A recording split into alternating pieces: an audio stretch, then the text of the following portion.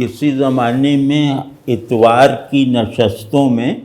ایسا نظم بنایا گیا تھا کہ ہر مہینے یعنی 3 ہفتے تو جیسے میں بولتا رہوں اور لوگ سنتے رہیں اس طرح کا ماحول تھا، لیکن ہر چوتھے ہفتے کو سوال جواب پر مشتمل نشست ہوتی تھی۔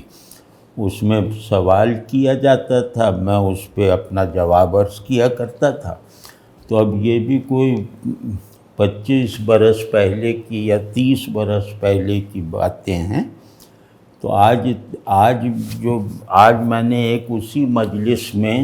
ہونے والے سوال جواب کو جو ٹرانسکرائب کیا گیا تھا وہ نکلوایا ہے۔ تو آج جیسے میں زیادہ تر پڑھ کے سناؤں گا۔ ان سوالات میں پہلا سوال تھا کہ کیا شرک اور شرک کے علاوہ دہریت کی بھی کوئی مابعد الطبیعی اساس ہوتی ہے؟ یعنی شرک میں تو ہوتی تھی مابعد الطبیعی اساس، لیکن جو دہریت ہے اس کی بھی کوئی میٹا فزیکل وہ بنیاد ہے؟ تو اس کے جواب میں عرض یہ کیا کہ یہ سوال بہت اہم ہے، اور مطلب اس سوال کا جواب کئی طرح سے دیا جا سکتا ہے، لیکن طول سے بچنے کے لیے، طوالت سے بچنے کے لیے ہم اسی سوال میں موجود 2 نکات پر فوکس کر کے بات کریں گے۔ تو امید ہے کہ یہ طریقہ زیادہ مفید ہوگا۔ تو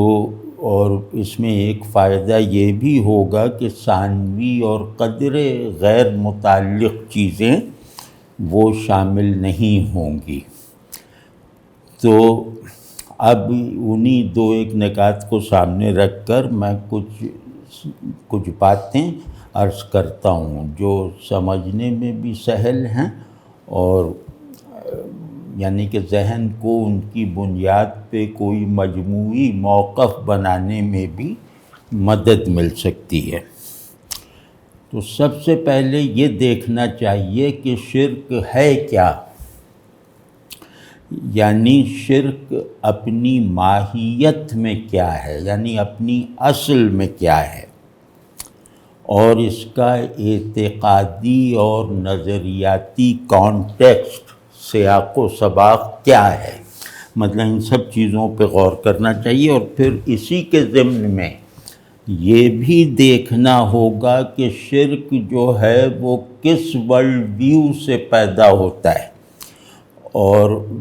یہ مطلب وہ کون سا ورلڈ ویو ہے جس سے شرک جنم لیتا ہے۔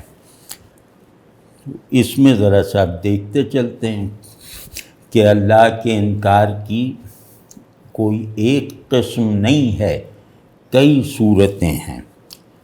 تو شرک انہی اقسام میں سے ایک قسم ہے، اور اللہ کا ایک انکار تو وہ ہوتا ہے جو معروف انکار ہے آج کل، کہ جو طبیعی اور تجربی علم سے، یعنی فزیکل سائنسز، امپیریکل سائنسز کی جو ہے وہ بنیاد پر کیا جاتا ہے، یعنی موجود وہی ہے جو محسوس ہے۔ تو اور جو محسوس ہے ظاہر ہے وہ محدود ہے، یعنی وہ زمانی ہے، مکانی ہے، اور تجربیت کے دائرے سے، یعنی اس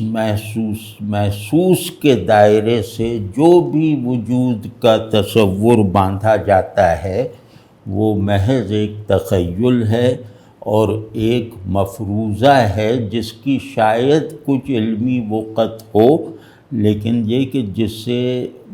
حقیقت کے طور پر ماننا، منوانا یا اس کے حقیقت ہونے کا دعویٰ کرنا یہ ناروا ہے اور یہ غیر علمی ہے۔ تو مطلب ان کے مطابق تجربیت اور محسوسیت کے دائرے سے باہر عدم ہی عدم ہے، وجود نہیں۔ تو یہ دہریت ہے۔ اور اللہ کے انکار کی دوسری قسم وہ ہے جس میں استدلال کی منطق یا مادہ استدلال میٹافزیکل ہوتا ہے۔ تو اس روایت میں یہ کلاسیکی دہریت ہے کہ اس روایت میں کائنات کی جو کیا نام ہے مابعد طبیعی حقیقت کو تو مانا جاتا ہے، لیکن اس میں کوئی ایسا عنصر جو ہے وہ داخل ہو جاتا ہے جس کی وجہ سے اس روایت کے نظام اعتقاد میں اللہ کی جگہ باقی نہیں رہتی، یا جو جگہ اللہ کے لیے تجویز کی جاتی ہے وہ اللہ کی جگہ نہیں ہوتی۔ تو مثلا یہ روایت اللہ کے لیے جو مقام تجویز کر رہی ہے، جس مقام پر رکھ کر وہ اللہ کو مان رہی ہے، اس مقام پر اللہ واحد نہیں رہ جاتا۔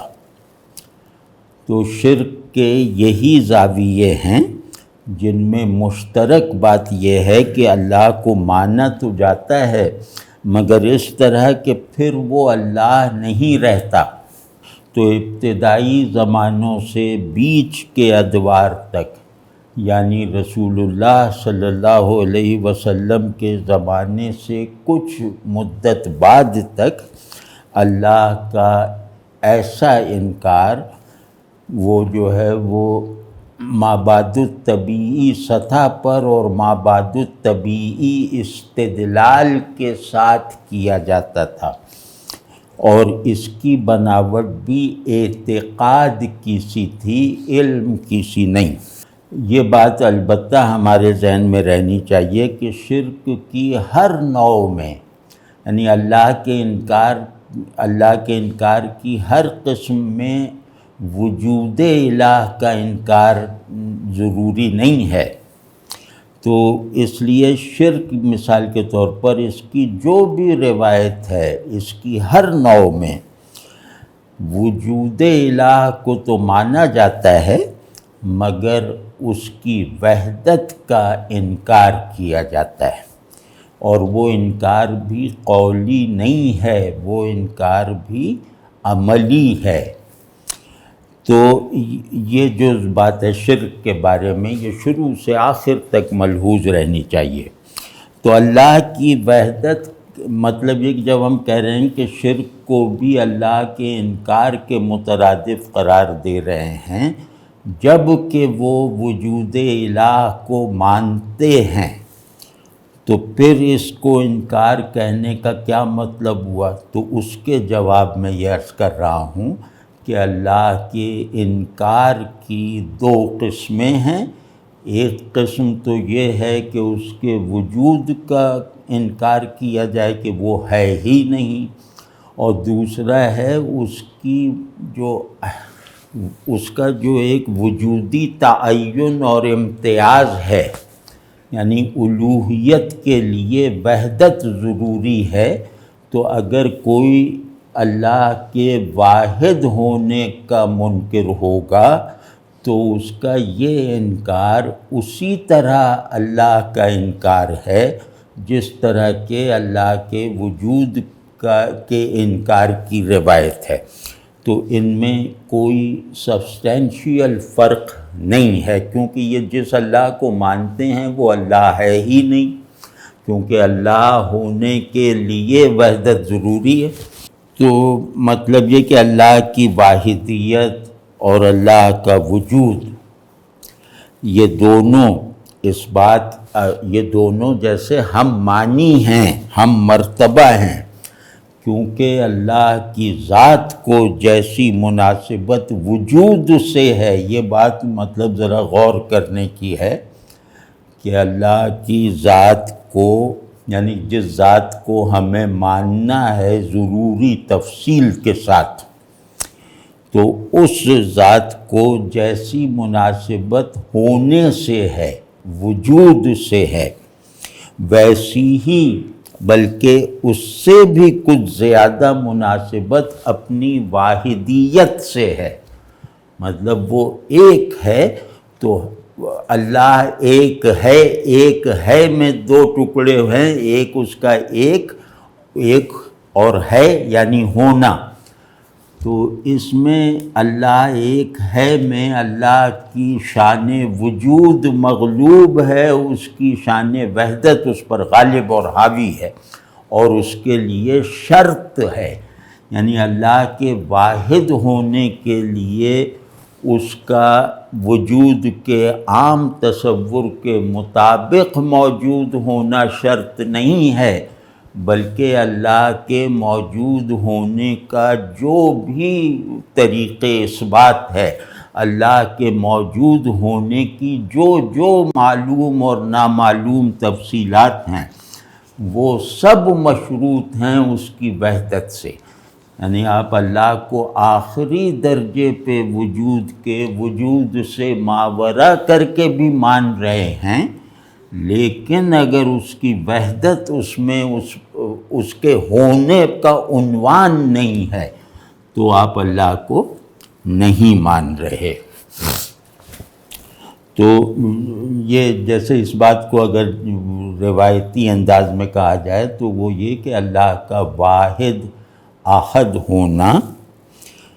اس کے مراتب ذات میں شروع سے آخر تک برقرار رہے گا،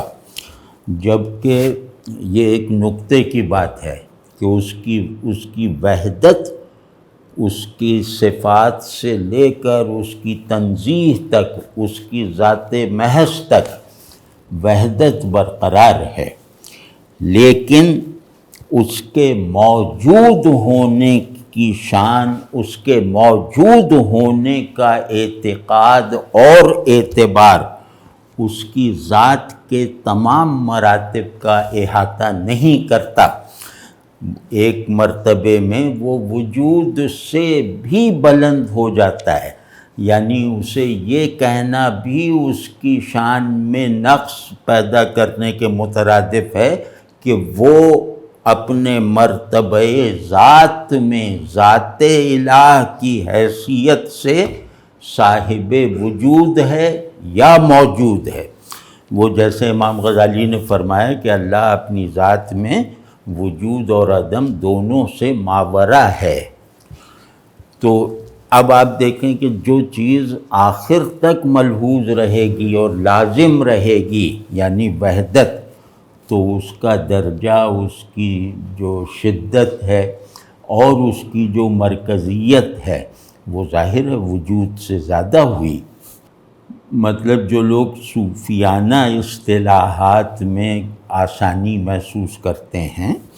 تو ان کے خیال سے یہ عرض کر رہا ہوں کہ یہ جو بات ابھی کی ہے اس کا ایک دوسری اور معیاری اصطلاحوں میں بیان اگر کیا جائے تو یہ کہنا چاہیے کہ ذات باری تعالی وجود سے تنزیہ یعنی ٹرانسینڈنس کی نسبت رکھتی ہے، لیکن اس کی وحدت اور احدیت امر ذاتی ہے۔ اور مطلب تھوڑا مشکل چاہے لیکن ایسے ہی ریکارڈ کروا دیتے ہیں کہ اس کی احدیت اور وحدت جو ہے وہ اس کا امر ذاتی ہے۔ امر ذاتی اسے کہتے ہیں کہ جسے اگر خارج کر دیا جائے تو ذات معدوم ہو جائے، یعنی ذات نتھنگنیس میں بدل جائے۔ تو اور اس کے اللہ کے اسماء و صفات کے تمام حقائق کے لیے بنیاد کی حیثیت رکھتی ہے اس کی وحدانیت، اور اس کے ساتھ ہی اللہ کو ماننے کی کوئی ایسی سطح نہیں ہو سکتی جو اس کی شان احدیت سے، جیسا کہ پہلے عرض کیا، کہ مشروط نہ ہو۔ جبکہ دوسری طرف صورتحال یہ ہے کہ اللہ کو وجود سے ماورا ماننا عقلاً ضروری ہے اور عملاً ممکن بھی ہے، یعنی ذات الہیہ کی سب سے بنیادی اور مطلق مناسبت اپنی وحدت اور احدیت سے ہے، لہٰذا اس کی وحدت کو نہ ماننا ایسا ہی ہے جیسے اس کو معدوم قرار دینا۔ تو یہ بات میں نے مطلب دوہرا کے کہی ہے ذرا اصطلاح میں۔ تو اب جو ہماری صورتحال ہے، یا یوں کہہ لیں کہ جب یہ جواب دیا گیا تھا 30 برس پہلے، تو اس وقت کے پس منظر میں اب کا مطلب وہ لیا جائے کہ اب کلاسیکی شرک کا زور تو ٹوٹ چکا ہے، اب اس کی مثالیں کم ملتی ہیں، اور اس شرک کی انسٹیٹیوشنلائزڈ فارمز، اس کی منظم صورتیں کہیں ادھر کونے کھدرے میں رہ گئی ہوں تو کہہ نہیں سکتے، لیکن ان کا پھیلاؤ بڑی حد تک دنیا سے غائب ہو چکا ہے۔ لیکن مطلب اس بات کو بھی فراموش نہیں ہونے دینا چاہیے کہ شرک کے جو مذہبی مظاہر ہیں، شرک کی جو مذہبی وہ بناوٹ ہے، یا یوں کہہ لیں کہ شرک جس طرح دین توحید سے متوازی حالت میں چلتا آ رہا تھا، وہ تو اپنی فارمز میں، اپنی آرگنائزیشن میں، اپنے انسٹیٹیوٹ ہونے کی حیثیت سے وہ تو غائب ہو چکا ہے، لیکن وہ ورلڈ ویو جو شرک کو پیدا کرتا تھا یا جس نے شرک سے جنم لیا تھا، وہ آج بھی مؤثر انداز سے اپنا وجود برقرار رکھے ہوئے ہے۔ اس بات کو کبھی نظر انداز نہیں ہونے دینا چاہیے۔ تو یہ جو اپنا وجود وہ ورلڈ ویو جو مدر ورلڈ ویو ہے، وہ اس نے اپنا وجود اس طرح برقرار رکھا ہوا ہے کہ پہلے شرک توحید سے متصادم تھا، اور اب توحید میں شامل ہو چکا ہے۔ یہ زیادہ خطرناک صورت ہے۔ پہلے مشرک اور مومن ایک دوسرے سے کلیتاً اور قطعاً ممتاز تھے، ان میں کوئی دھوکہ نہیں کھا سکتا تھا، مگر اب یہ فرق بہت مدھم پڑتا جا رہا ہے۔ تو کیونکہ شرک میں ایک مابعد طبیعی پن تو ہوتا ہی ہے، اور اس میں الوہیت کو بہرحال کسی نہ کسی فارم میں مانا ہی جاتا ہے، لیکن اس کے اندر ایک چیز سی ہوتی ہے جس کو استعمال کر کے شرک کی روایت ایمان کی روایت میں داخل ہونے کا ایک راستہ ڈھونڈ لیتی ہے۔ مطلب واضح ہے نا کہ شرک کی روایت میں چونکہ مابعد طبیعی امور اور حقائق میں ایک فورس آف پریزنس ہوتی ہے، یعنی کہ جیسے ایک حالت حضوری سی ہوتی ہے جس کو ریکگنائز کرنے کے لیے دیکھنا ضروری نہیں ہے۔ وہ جیسے ہمارے وہ احساسات اور ہماری نفسیات کے وہ قوتیں جو مابعد طبیعی حقائق یا مابعد طبیعی تصورات پر یقین رکھنے کے نتیجے میں گویا ان کی پریزنس میں رہتی ہیں، وہ حصے، وہ احساسات، تو وہ جو ہیں وہ اس روایت کا تعلق باللہ کے دائرے میں، مطلب یہ حواس اگر پریزنس کو قبول کر رہے ہیں، میٹافزیکل پریزنس کو، اور وہ پریزنس ایسی ہے کہ جس کو ایکسپیرینس کرنے والا اس کا انکار نہیں کر سکتا، تو اب اس پریزنس اور اس جو ایک امیجنل سینسیشن کی دنیا ہے، اس کے راستے سے شرک ایک نفسیاتی رخ سے توحید میں داخل ہو رہا ہے، اور ایسا عین ممکن ہے۔ تو یہ کر رہا تھا کہ انسان کی نفسیاتی ساخت کچھ ایسی ہے کہ اللہ کو اس کی تنزیہ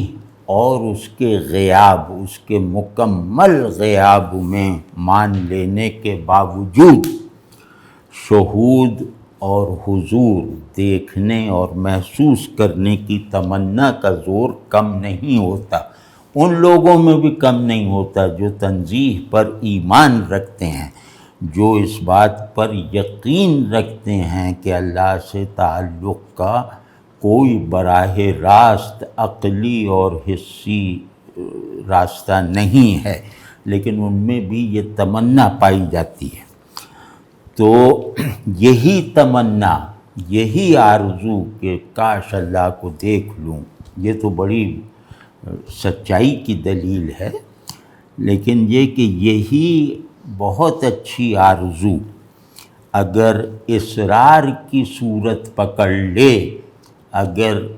مطلب یہ کہ انسسٹ کرنے لگے آدمی اپنی اس آرزو پر، تو شرک کی دیمک کو ایمان کے درخت میں داخل ہو جانے کا راستہ مل جاتا ہے، وہ یہاں سے ملتا ہے۔ تو اور پھر عین ممکن ہے کہ اس درخت ایمان کا مالی یعنی مومن اس ساری کارروائی سے بالکل بے خبر رہے، یعنی صاحب ایمان شرک کی دراندازی کے عمل سے یا آغاز سے مکمل طور پر بے خبر رہ سکتا ہے، یہ عین ممکن ہے۔ تو یعنی آدمی جو ہے وہ ظاہر ہے وہ شرک کا قصد کی تو نہیں کر رہا نا، تو ارادہ شرک کے بغیر وہ شرک کی روایت کی بعض تاثیرات کو اپنے اندر جذب کر لیتا ہے نادانی کی حالت میں، بے اختیاری کی کیفیت میں۔ تو یہی وہ چیز ہے جو شرک کی روایت کو مسترد ہو جانے کے بعد بھی برقرار رہنے میں مدد فراہم کرتی ہے۔ تو شرک کا رد تو ذہنی سطح پر، ارادی سطح پر وہ ہوتا ہے، ہوتا رہا ہے کامیابی کے ساتھ، مگر اس کی تاثیر یعنی شرک کی تاثیر کا در و بست جو ہے وہ وجودی ہے، نفسیاتی ہے، کیفیاتی ہے، احوالی ہے، جس کی طرف ذہن اور ارادے کو متوجہ ہونے میں اگر کامیابی ہو بھی جائے تو اس وقت تک خاصی دیر ہو چکی ہوتی ہے۔ یہ مطلب اس پہ بھی ذرا غور کیجیے۔ تو بہرحال اجتماعی اسکیل پر بھی شرک ایمانی ورلڈ ویو کے صرف انفرادی معاملہ نہیں رہ جاتا، اجتماعی سطح پر بھی اہل ایمان کے اجتماعی وجود میں بھی وہ یہ جو شرک ہے یہ ایمانی ورلڈ ویو کا حصہ بننے میں کامیاب ہو جاتا ہے۔ تو یہ خدا، کائنات اور انسان کے بارے میں مسلمہ تصورات کی فزیکل، مینٹل اور میٹافزیکل فارمز کو چھیڑے بغیر ان کے معنی بدل دیتا ہے اور ان کی معنویت میں ایسی تبدیلی لے آتا ہے کہ جیسے زمزم کے لیے بنائے گئے ان پیالوں میں شراب بھر دی جاتی ہے اور ان پیالوں سے سیراب ہونے کا معمول رکھنے والوں کو اس تبدیلی کا پتہ نہیں چل پاتا کہ اب ہم یہ جو پی رہے ہیں یہ زمزم نہیں ہے، یہ شراب ہے۔ تو یہاں بیچ میں جیسے ایک بات ابھی عرض کرنا چاہتا ہوں، جس سے جو ہے وہ آگے کی گفتگو میں کچھ روانی اور کچھ وہ ربط زیادہ بڑھ جائے گا۔ تو وہ بات یہ ہے کہ شرک میں یہ چیز بھی بہت بنیادی حیثیت رکھتی ہے کہ یہ ایک باقاعدہ مکمل اور خود مکتفی تصور انسان دیتا ہے، جس میں انسان کی جو دینی ڈیفینیشن ہے، روحانی جو تعریف ہے، اس کے برعکس انسان کی ضرورت کو اس کی ذمہ داری پر مطلق ترجیح حاصل ہے۔ تو آپ دیکھتے ہیں نا کہ بت تراشی کا قدیم سسٹم بھی اسی ترجیح پر قائم تھا، اور جس دنیا میں ہم رہ رہے ہیں اور یہاں اپنے ہونے کو ریلیونٹ اور بامانی یعنی سگنیفیکنٹ رکھنے کے لیے ہم نے جس تصور کو قبول کر رکھا ہے، وہ تصور بھی دیکھیے تو یہی ہے نا کہ ہماری بنیادی ذمہ داری بس اتنی ہے کہ ہم اپنی خواہشات اور ضروریات کی تکمیل کو اپنا مقصود اور ہدف بنا کر ذہن اور ارادے کی تمام قوت کو اسی ہدف کو حاصل کرنے میں جو ہے وہ استعمال کرتے رہیں، صرف کرتے رہیں۔ تو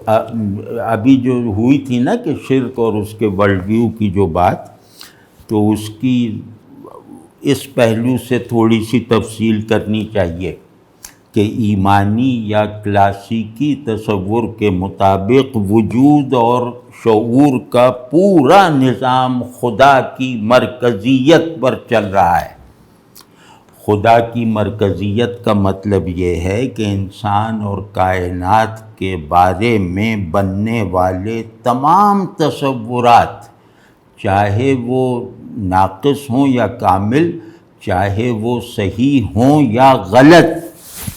ہر طرح کا تصور جو انسان اور کائنات کو ڈیفائن کرتا ہو، ایسا ہر تصور ناقص اور کامل ہونے سے قطع نظر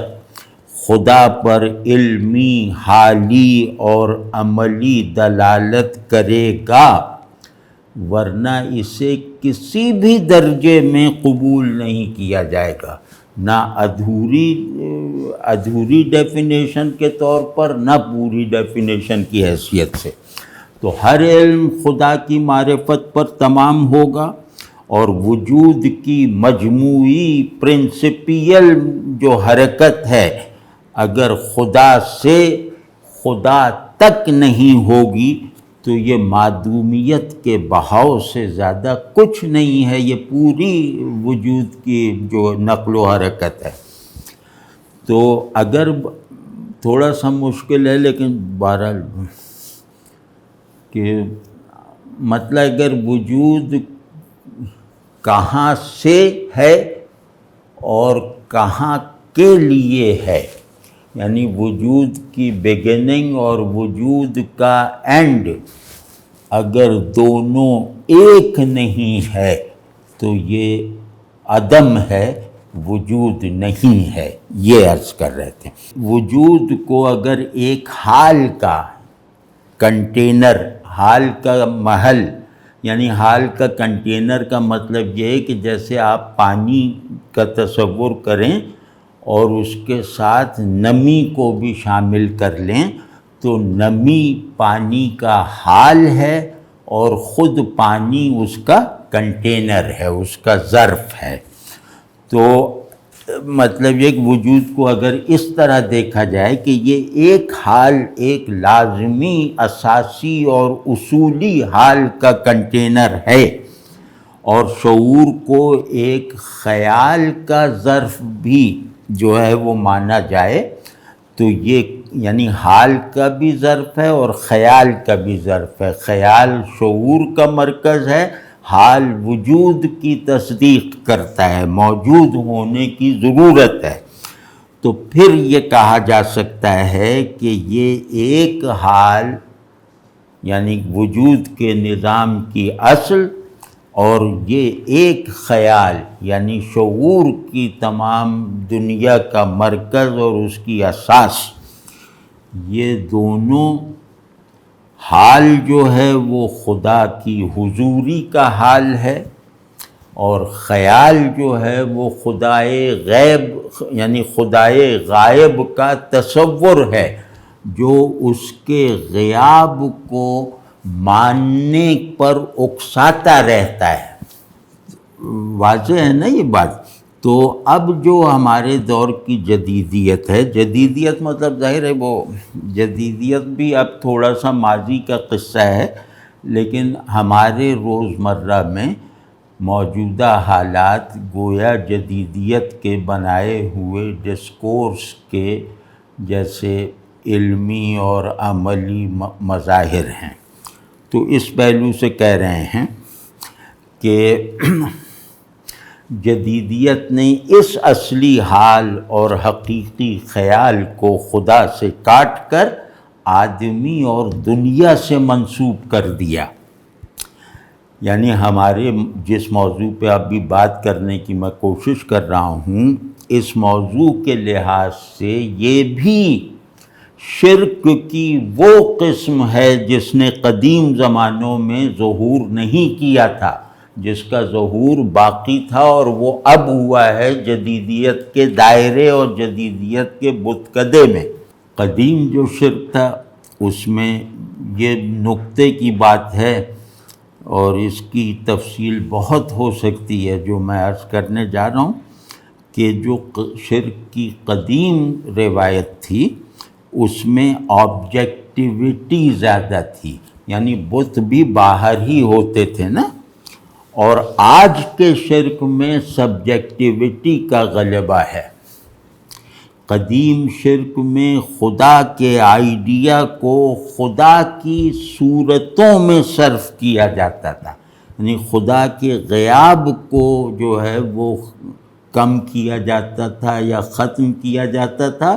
یا اس کے مطلقاً غیب میں ہونے کا متبادل ایجاد کیا جاتا تھا۔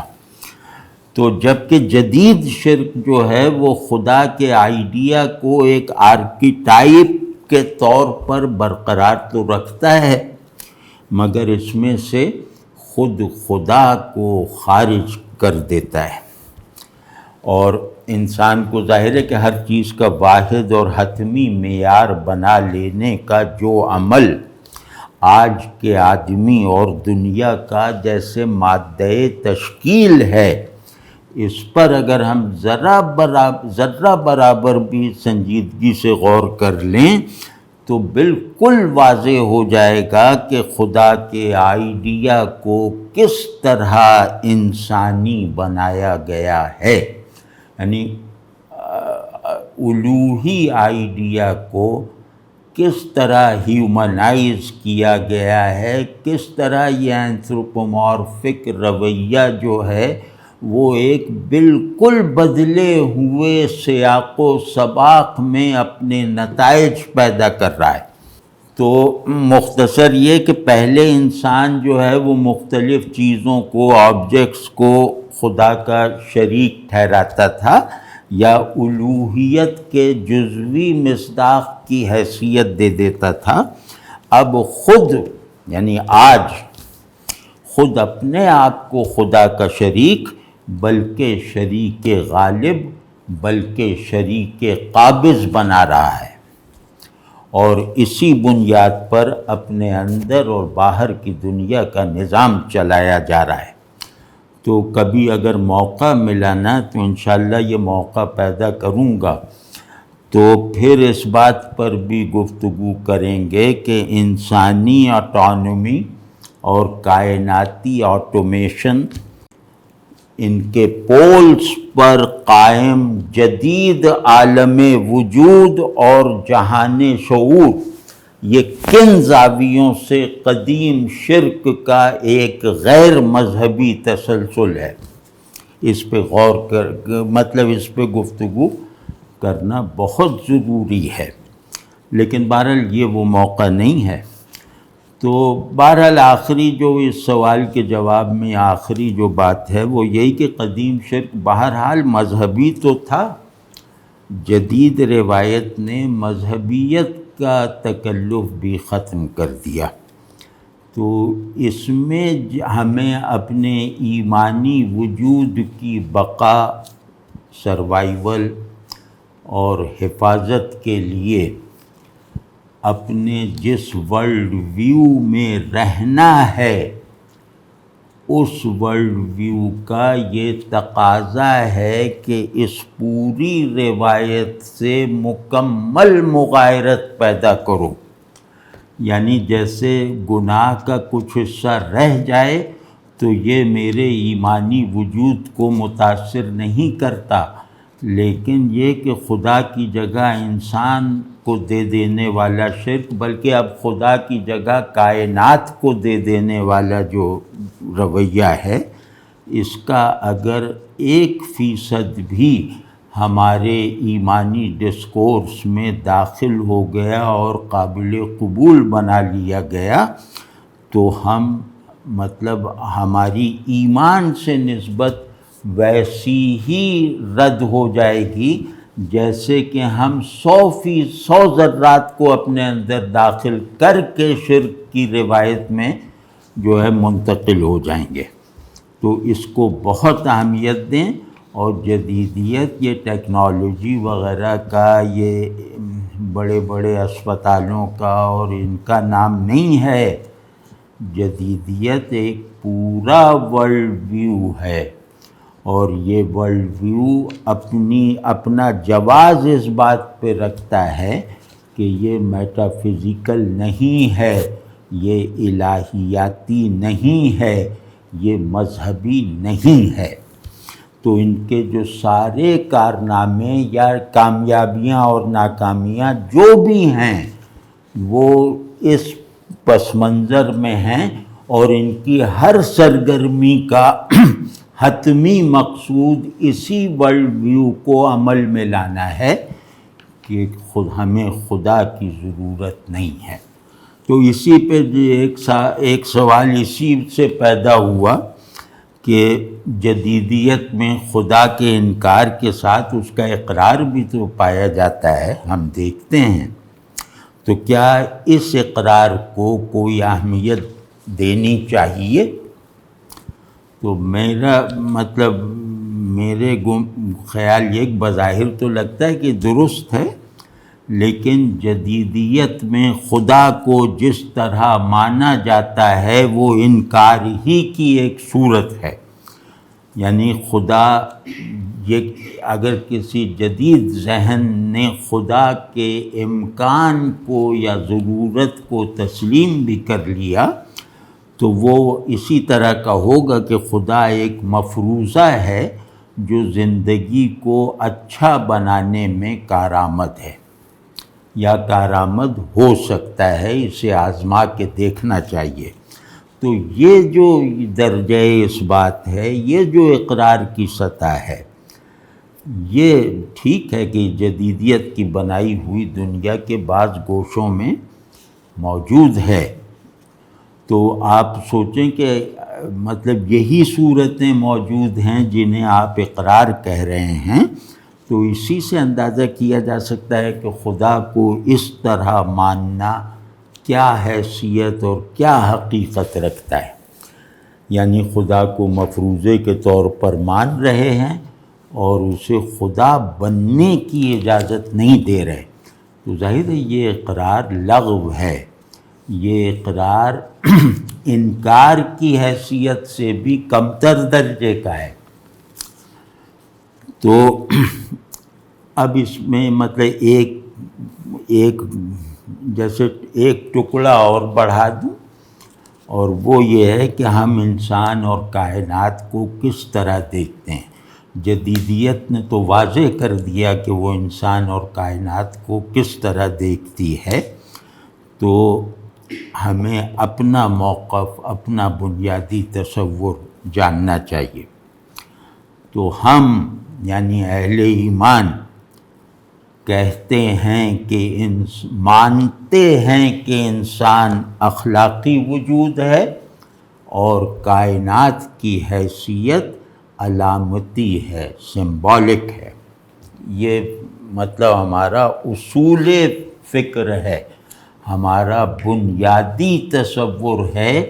جو ہمارے ورلڈ ویو کی تشکیل میں جیسے معمار کی حیثیت رکھتا ہے۔ تو کائنات کی حیثیت علامتی ہے، یہاں علامتی سے مراد یہ ہے کہ کائنات کل یعنی ہول کی حیثیت سے بھی اور اپنے اجزاء میں بھی، اپنے پارٹس میں بھی علامت ہے، اور علامتوں کا مجموعہ ہے، اس کا ہر ذرہ ایک علامت ہے، اور یہ خود جو ہے وہ علامتوں کا اپنے اندر سے علامتوں کا ایک مجموعہ ہے، اور اگر اس کو وداؤٹ نیکسٹ کے ساتھ ڈیفائن کیا جائے گا تو یہ خود ایک مجموعی علامت ہے خدا کے ہونے کی۔ تو کائنات کی حقیقت تک جو پہنچنے کی ہر کوشش، ہر عمل، اس کی مخلوقیت کی مزید تفصیلات تک پہنچنے کا عمل ہے۔ جس مرحلے پر بھی یہ جو پرسپیکٹو ہے یہ کمزور پڑا تو اس وقت ہم کائنات کا جو بھی مادی تجزیہ کریں گے وہ ایک اعتبار سے، مطلب یوں کہنا چاہیے کہ وہ ایک اعتبار سے درست اور افیکٹو ہوتے ہوئے بھی بنیادی طور پر غلط ہوگا، یعنی اس میں کائنات کی مخلوقیت جو کائنات کے ذرے ذرے میں داخل ہے، اور کائنات کے بارے میں کوئی بھی علم اس کی مخلوقیت کو نہ مانتے ہوئے وہ جہل ہے۔ تو مطلب انسان کا اخلاقی وجود ہونا اور کائنات کا مخلوق ہونا، ان کی تحقیق و تجزیے کا ہر عمل ان دو مسلمات پر ہی ممکن ہے۔ ایک اور سوال ہے، اس کا جواب بھی عرض کرتا ہوں۔ آج جیسے ہم اس پرانی یاد کو تازہ کر رہے ہیں کہ سوال جواب ہی کا سیشن پوری نشست بن گیا، تو وہ سوال یہ ہے کہ آج کی صورتحال میں ہمیں مذہب مخالف تہذیبوں سے کوئی نتیجہ خیز مکالمہ کس طرح کرنا چاہیے؟ یہ بھی بہت عملی سوال ہے۔ اس پر میری عرض یہ ہے، گزارش یہ ہے کہ ایک ترتیب پہلے بنا لیں کہ پہلی بات جو ہے وہ یہ سمجھ لینی چاہیے کہ اس مکالمے کے لیے جنہیں آپ اپنا مخاطب بنا رہے ہیں ان کے نزدیک حق و باطل، صداقت اور غیر صداقت یہ بالکل اضافی یعنی ریلیٹو چیزیں ہیں۔ تو ایسا مکالمہ جس میں وہ آپ سے کچھ کہیں اور آپ ان سے کچھ کہیں شاید اب ممکن نہیں ہے۔ آپ کو یعنی ہمیں اپنے طور پر اپنے ہی دائرے میں رہتے ہوئے اپنا ورلڈ ویو مؤثر انداز سے ڈسپلے کرنا ہے، ایکسپریس کرنا ہے، اس کو ریلیونٹ رکھنا ہے اور اسے ایفیکٹو بنانا ہے۔ تو اور خلاصہ یہ کہ یہاں اپنا تصور انسان عمل میں لانا ہے۔ تو یہی ایک صورت رہ گئی ہے جسے سنجیدگی اور استقامت کے ساتھ اجتماعی طور پر اختیار کر کے ہی ہم زلزلوں سے بھری ہوئی اس زمین پر مضبوطی سے قدم رکھ سکتے ہیں، ورنہ گر جائیں گے۔ تو ہمیں جو ہے اس کے لیے سب سے پہلے اپنے معاشرتی نظام کو بہتر اور پرکشش بنانا ہے، یعنی کسی بائنڈنگ آئیڈیا کی لیجسلیشن کرنا، اس کی قانونی تشکیل کرنا، اسے حکم کی صورت دینا، یہ بعض مرتبہ نہ صرف یہ کہ کاؤنٹر پروڈکٹیو ہوتا ہے بلکہ یہ غلبے کی جو ہمارے اندر ایک حیوانی سی خواہش ہے اس کا ایک چھپا سا اظہار ہوتا ہے۔ ہم اپنی خود پسندی کو، اپنے غلبے کی خواہش کو شریعت کی اصطلاحوں میں پیش کرتے ہیں، یہ خود اپنی جگہ ایک نفاق اور جرم ہے، کیونکہ جو بھی دین سے مخلص ہے، جو دین کو ماننے کی طرح مانتا ہے، وہ سب سے پہلے دین کا مطلوبہ مزاج اپنی انفرادیت کی صورت میں ظاہر کرے گا، اور دین کا مطلوبہ جو معاشی جو وہ فیبرک ہے، وہ دین کے بتائے ہوئے فضائل انسانی کو ایک دوسرے سے انٹریکٹیو حالت میں رکھتے ہوئے برآمد کروائے گا۔ تو اگر آپ نے اس کے اخلاقی جوہر کو نظر انداز کر دیا ہے اور اس کے مار پیٹ والے تصور کو سزا جزا کے جو ایک نظام میں انسان کو مرکز بنا کر، انسان کو اس کا کارندہ اور اس کا نمائندہ بنا کر محض ایک قانون کی صورت میں آپ اپنے دین کو نافذ کرنا چاہتے ہیں، تو اس میں ایک بہت یہی بڑی بنیادی بے برکتی ہے، وہ یہ کہ آپ نے دین ہی کی دی ہوئی ترتیب کو نظر انداز کر دیا۔ پہلی ترتیب یہ ہے کہ دین کو اپنے اندر اتارو، پھر یہ کہ ایسے افراد پیدا ہو جائیں خود بخود اپنی سچائی کے نتیجے میں، علم کے نتیجے میں بعد کی بات ہے، اپنی ورجن سچائی، اللہ کے ساتھ تعلق کے جذبے، رسول اللہ صلی اللہ علیہ وسلم کے ساتھ محبت کے وفور کی حالت میں فطری طور پر دین کے اس مطالبے کو پورا کرنے پر کمر بستہ اور سنجیدہ ہو جائیں کہ جس طرح فرد اللہ کی رحمتوں سے روشن ہے، اسی طرح معاشرہ بھی حق کی روشنی میں اندھیروں سے آزادی حاصل کر چکا ہے۔ یہ فطری ترتیب ہے۔ اگر ایسا نہیں ہے تو ہم نے اللہ کو اور اللہ کے دین کو ماننے کی طرح مانا نہیں، جاننے کی طرح جانا نہیں۔ یہ مطلب بہت ضروری ہے، بہت زیادہ ضروری ہے۔ وہ بات یہ کر رہے تھے نا کہ معاشرہ بنانا ہے، اپنے معاشرتی نظام کو بہتر اور دیکھنے والوں کی نظر میں پرکشش بنانا ہے،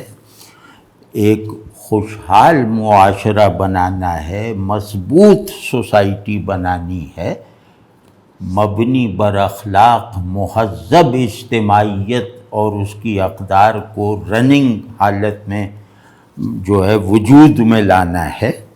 یہ سب ہماری پرائمری اور لازمی دینی ذمہ داریاں ہیں، اور ان ذمہ داریوں کے لیے اللہ نے کسی خاص صلاحیت کو لازم نہیں ٹھہرایا ہے، صرف اللہ کے ساتھ تعلق میں فطری سچائی کے ساتھ اللہ کی رضا کو اپنی خواہشوں پر فطری طریقے سے ترجیح دیتے ہوئے یہ جو مقاصد ہیں یہ سب کے سب حاصل ہو سکتے ہیں۔ اور یعنی ہمیں سوسائٹی کو علم، اخلاق اور طاقت کے ستونوں پر مضبوطی سے کھڑا کرنا ہے، اور ان ستونوں کی ظاہر ہے یہ جو پلرز ہیں ان کی تعمیر کا سامان جو ہے وہ اپنے دین سے لینا ہے، یعنی دنیا پر فی الوقت تصرف اور غلبہ رکھنے والے علوم اور ٹیکنالوجی سے نہیں بلکہ اپنے دین سے لینا ہے۔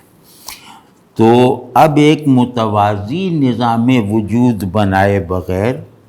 اور دنیا کو اس کا شاہد اور گواہ اور مصدق بنائے بغیر اس وقت کسی بھی دینی سرگرمی کی کوئی حیثیت نہیں۔ یعنی دین کے اجتماعی ماڈل کی جتنی بھی تھیوریز بنائی جا رہی ہیں قانون اور طاقت کے پرسپیکٹیو سے، وہ سب جو ہیں وہ بہت خطرناک ہیں،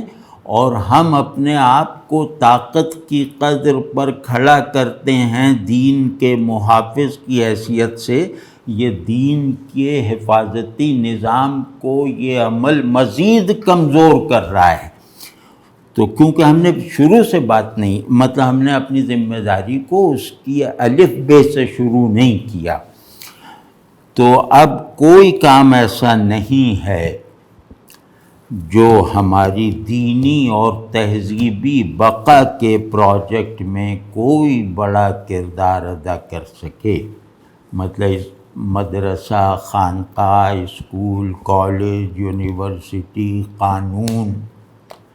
یہ سب کے سب ہمارے یہاں مہمل ہیں اور بانجھ ہیں، بے اثر اور بے نتیجہ ہیں، اور اسلام کے دیے ہوئے مقاصد کے سلسلے میں بے حس ہیں۔ کیونکہ بے حسی تو ہے، بے علمی ہماری وجہ زوال نہیں ہے، بے حسی اور نفاق ہماری وجہ زوال ہے کہ اللہ کو مانا اور اللہ پہ مرے نہیں، رسول اللہ صلی اللہ علیہ وسلم کو مانا اور رسول اللہ صلی اللہ علیہ وسلم کی طرف لپکے ہی نہیں، تو کہاں مانا اور کہاں جانا؟ یہ ہمیں کرنا ہوگا، اپنے گھر کو اللہ کو ماننے والوں کا گھر بنانا ہے، اور پھر جتنا جتنا میری شخصیت میں جتنی بھی اجتماعی رینج ہے، اس رینج میں مجھے یہ کردار ادا کرنا میرا یہ فرض عین ہے، کیونکہ اس کردار کو ادا نہ کرنے کا کوئی بھی عذر جو ہے وہ صحیح نہیں ہے۔ یہ کردار ایک مفلوج آدمی بھی ادا کر سکتا ہے، یہ کردار ایک بالکل ان پڑھ شخص بھی ادا کر سکتا ہے، ممکن ہے عالموں سے بڑھ کے کر دے۔ تو یہ جیسے ہمارا اللہ پر ایمان لاتے ہی ہمارا جو ہونے کا پورا نظام ہے، ہماری نفسیات کی تشکیل کرنے والے جو سب ڈرائیوز اور محرکات ہیں، ہماری پسند ناپسند میں ایبسلیوٹ ایک پرنسپل ایبسلیوٹنس پیدا کرنے والے جو ایلیمنٹس ہیں، وہ سب کے سب اللہ کے ساتھ ہمارے تعلق میں سچائی کے نتائج کی صورت اختیار کر لیتے ہیں۔ تو ہم اتنی بڑی سہولت، اتنی بڑی جو میٹامورفوسس کی ہمیں صلاحیت ملی ہے صرف اللہ کو مان کر، ہم اس کو اگر استعمال میں نہیں لا رہے، جس کے استعمال میں کوئی رکاوٹ نہیں ہے، تو پھر آگے ہم کیا کریں گے؟ ہمارے یہاں سوال کی عبارت پڑھ رہا ہوں کہ ہمارے یہاں اہل دین اور اہل دنیا میں جو پولرائزیشن پیدا ہو گئی ہے، اس کے خاتمے کے لیے کیا کیا جائے؟ ایسے لوگ کس طرح پروڈیوس کیے جائیں جو اس پولرائزیشن کا حصہ نہ بنے؟ یہ بھی اچھا بڑا بروقت مطلب اہم سوال ہے، بڑا مسئلہ ہے ہمارا۔ تو جناب اس میں جو ہے اس طرح کی جیسی سوال سے محسوس ہوتی ہے، تو ایسی ایبسلیوٹ پولرائزیشن ابھی ہمارے یہاں نہیں ہوئی ہے، اور جدید تعلیم یافتہ اور ہمارے یہاں کے جدید تعلیم یافتہ اور دنیا میں کامیاب لوگوں کے اندر بھی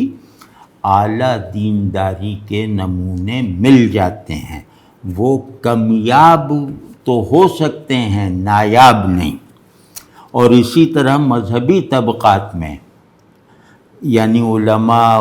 اور دیندار عوام وغیرہ، ان میں بھی بہت سے لوگ پائے جاتے ہیں جو دنیا اور انسان کی بڑی سمجھ رکھتے ہیں، اور دین کو جو ہے وہ مطلب ناسازگار اور ناموافق علمی اور عملی صورتحال میں بھی زبان سے اور عمل سے کنونسنگلی ریپریزنٹ کرنے کی طاقت اور صلاحیت رکھتے ہیں۔ تو البتہ یہ ہے کہ ایک کمی ضرور ہے کہ جدید لوگوں کی اکثریت ذہن اور مزاج کی دینی تشکیل کی خواہش اور کوشش میں پیچھے ہے، اور دوسری طرف دوسری بھی ایک کمزوری ہے کہ دوسری طرف دین کی تبلیغ اور ترجمانی کرنے والے حضرات میں بہت سے ایسے ہیں جو جدید لوگوں کو خیر خواہی اور ضروری معاشرتی احترام کے ساتھ مخاطب کرنے کا رویہ نہیں رکھتے، وہ خدائی فوجدار بنے پھرتے ہیں۔ تو اس کا ایک سبب تو نفسیاتی اصطلاح میں دین سے محبت ہے، مطلب اس جارحانہ انداز کا اگر نفسیاتی تجزیہ کریں تو اس میں ایک امکان یہ بھی ہو سکتا ہے کہ دین سے محبت، دین کی محبت سے پیدا ہونے والی حمیت اور جارحیت ہے، لیکن دوسرے پہلو سے غصے اور تحقیر کا یہ رویہ علم اور ذہن کی کمزوری کی وجہ سے بھی ہے۔ تو بہرحال ان دونوں اسباب کا ازالہ ہونا چاہیے۔ دین کی دعوت و ترجمانی کرنے کے لیے علماء کو اپنی اخلاقی اور ذہنی سطح مخاطب کے مقابلے میں بلند رکھنی چاہیے، بلکہ رکھنی ہوگی، ورنہ جس پولرائزیشن کا ہم فی الحال انکار کر رہے ہیں یا جسے پوری طرح ماننے میں ابھی ہمیں تعامل اور تذبذب ہے، وہ واقع ہو جائے گی۔